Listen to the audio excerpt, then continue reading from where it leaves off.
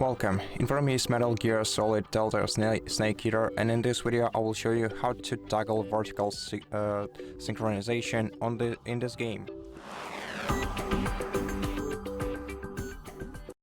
So in order to do this, you either have to return to the main menu by pressing escape, saving your game and selecting main menu, or just starting the game, then going to options, then selecting graphics, and then here, in order to toggle vertical synchronization, you have to change this value to either on or off, and then press escape to apply changes.